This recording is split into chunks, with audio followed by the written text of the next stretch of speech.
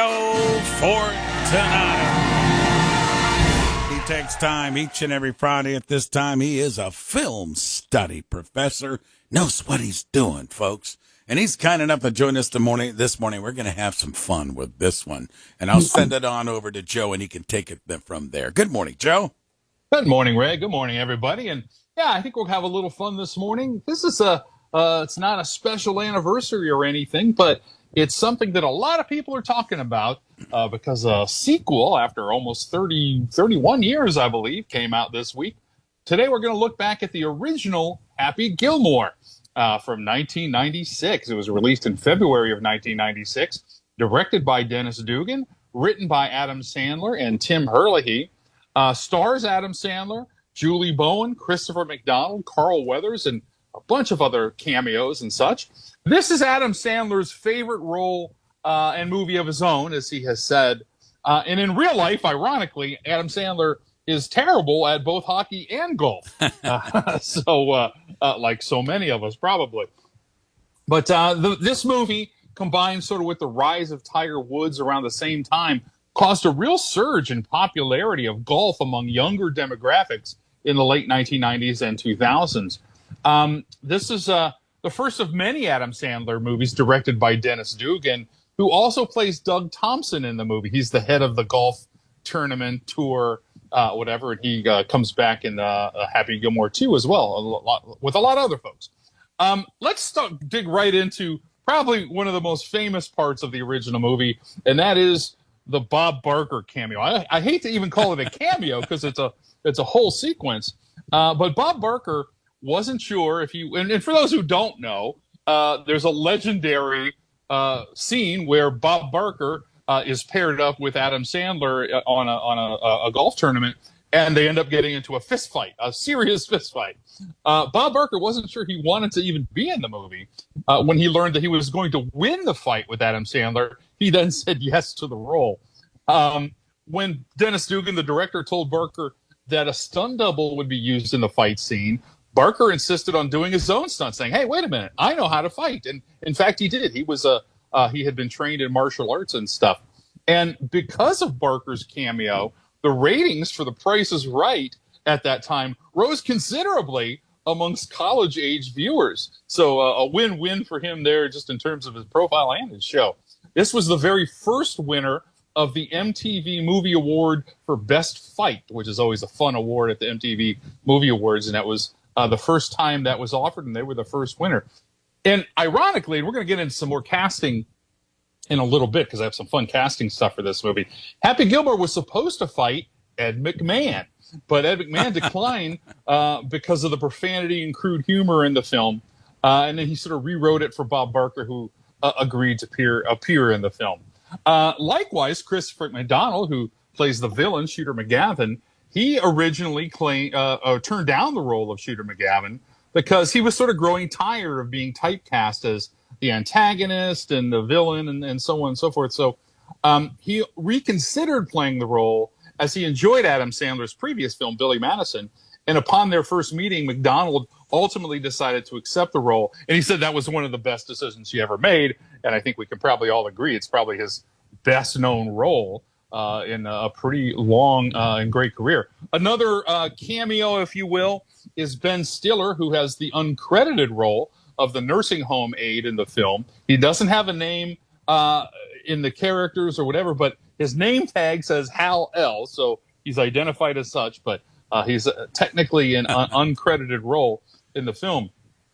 Some of the merchandising, you don't think of merchandising when you think of an Adam Sandler movie, but the NHL shop has sold hockey stick putters for many years. In fact, they have them on the market now for the release of Happy Gilmore 2, going upwards of $500 Oh my. if you want to get yourself a collectible, I suppose usable if you want to really go that route, but a collectible putter in the shape of a hockey stick. Speaking of the pro sports, Mark Lai, who was a PGA golfer, also had a small role in the film. He was hired as a script consultant to make the film a little more grounded in reality, and that's a generous statement if you know the film. And two of his ideas did make it into the film. One, he said that having Happy Gilmore make more than one hole-in-one just was too crazy and unrealistic. So they cut it back to just one hole in one, which is a little more grounded in reality. And the second idea was to give Happy Gilmore a weakness in his game. He says that every golfer, no matter how great they are, has one weakness. And originally it was going to be Happy Gilmore's bad temper that was his weakness. But they made it that he just was no good at putting. And that kind of is a through line in the narrative. And those were some ideas provided by Mark Lai, PGA golfer. You know, Joe, what's so appealing to this, and I think it covers generations, is it's golf, it's hilarious, it's slapsticky a little bit, and the cameos, and, you know, I think all demographics can relate to this, as well as winning and losing and all that together, and that's obviously what has made that one and the remake that's now available so popular. Yeah, I mean, we've talked about this before. Sometimes I hate to toss out the word cult film. It's a generational film for sure. I think this is a millennial generation. You know, I'm Gen X, so I'm a little bit more Caddyshack, Stripes, kind of as the holy grail of comedies, but definitely enjoy the film. But yeah, absolutely, it's a beloved film. Let's get into some of the casting I hinted at. Kind of a lot of fun stuff here. And let me just preface this by saying one thing. We talk about casting a lot. It's one of the more fun things we do in this segment, I think. Almost every film starts with a cast list and a wish list, if you even want to call it that. And that's just going to be the big names of whoever's popular, during that period, that era of production. So a lot of times when we say, oh, this role could have gone to this person, they might have just been on a wish list, and that's fine.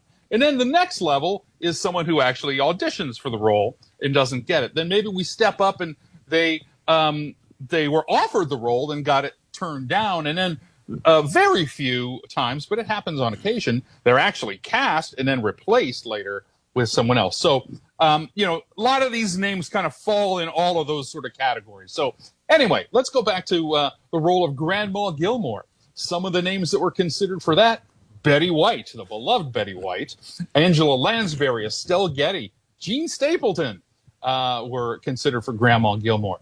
For the role of Virginia, that went to Julie Bowen, Helen Hunt, Robin Wright, Janine Garofalo, Cameron Diaz, Uma Thurman. So again, you see like kind of the it character or it actresses at the time all consider that.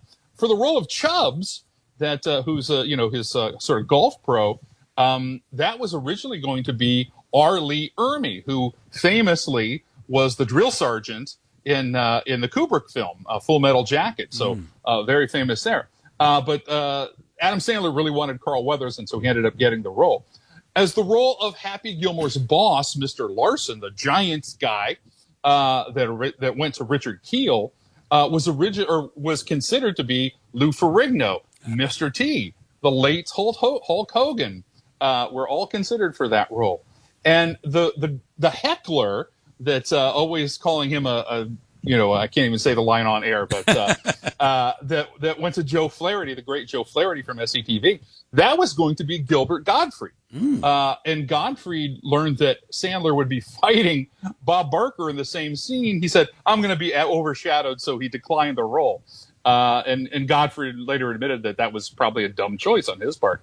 And this is a sad one, perhaps, because a very much what might have been. The first choice for the role of Otto, his homeless caddy, was going to be Chris Farley.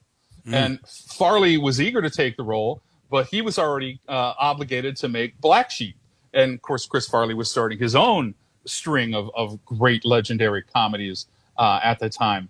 And Steve Buscemi was also considered. Of course, he plays another role later, but he was tied up with Fargo. So a lot of casting fun throughout there, what might have been on the original Happy Gilmore. And as always, tons of cameos throughout the film, as Joe mentioned, and Happy Gilmore 2, it's on Netflix. Man, it's the #1 streaming movie there. I know that's on my list this weekend, so I'm looking forward to taking that in. That's why it was so timely. I thought Joe came up with the idea and said, let's do Happy Gilmore, and he is spot on. Joe, my friend, thank you. Great job again. Hey, what do you got going on over at your website for everybody?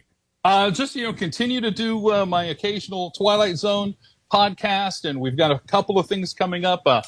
We've mentioned this before. Superman, we're going to be doing that at Jilly's in September, so You want to be looking out for that. Whatever it is, just go to joefortunato.net, joefortunato.net, and you can see all the goings-ons in my world. All right, my friend, thanks for carving out some minutes with us again on a Friday morning. We'll do it again next week. Okay, sounds good. Look forward to it. All right, my friend. There you go, Joe Fortunato. He's the best. He's film study professor and, of course, joins us each and every Friday at this time as he takes us to film school. Let's get you.